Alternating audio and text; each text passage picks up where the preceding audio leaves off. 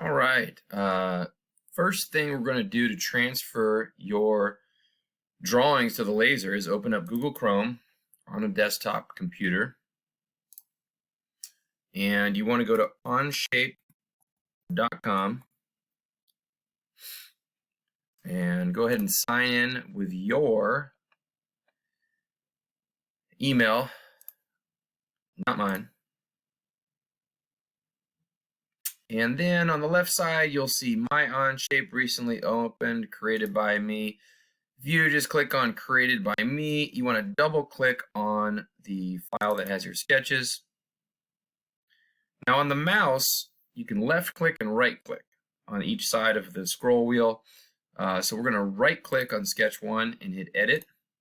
And we're just going to make sure that, notice I clicked the front of the navigation cube. By the way, if you hold the scroll wheel down, you can pan. Okay, just want you to know that. If you accidentally turn your screen, you can click on your view, I should say. You can click on the front side of the navigation cube. If you accidentally hit this green check mark, you're going to have to right click and hit edit to get back into the sketch. But you just want to make sure that you have fully dimensioned your pieces, right? If you move your pieces, if you drag one corner and it maintains its shape, then you know that you have fully dimensioned the piece. You might want to try dragging it from a couple different corners. All right, so this looks good, fully dimensioned, ready to create what's called a drawing file. So I'm going to hit the check mark, and on the lower left-hand corner, notice these tabs. This says assembly.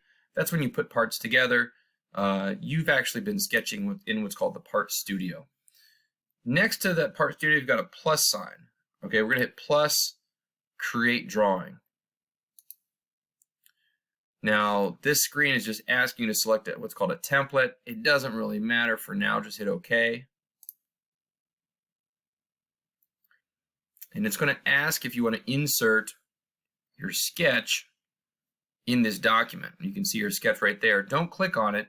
We actually want to exit and hit the X here.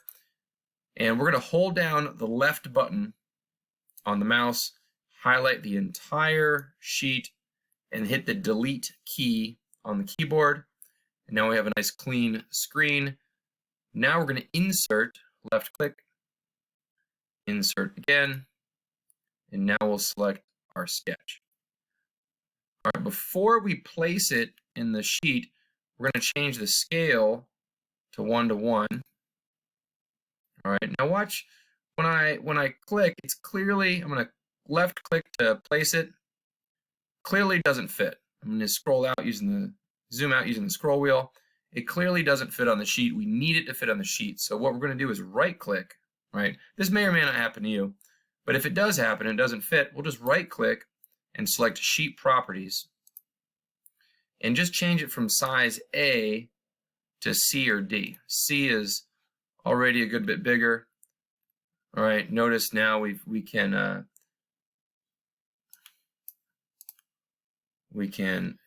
right now, I don't know what that little plus sign is doing. I'm gonna hit escape, and then, oh, it did not change it. Let's try that again. Sorry, right click, sheet properties. You've got to select the size and then hit the check mark, the green check mark.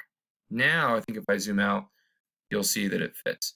And if it still doesn't fit, you could change it to, you could right click and sheet properties and try size D. That's even bigger.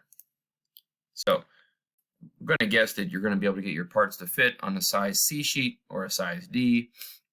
You might have to maneuver your parts a little bit in your sketch. So at this point, we're ready to export our sketch. So we're going to go to the bottom of the screen, to the drawing tab, right click, and select export. Okay, for the file name, go ahead and put your name,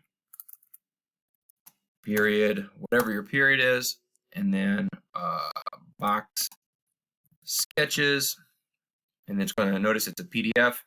And when you hit export, it's going to export a PDF to your downloads file on the computer that you're working on.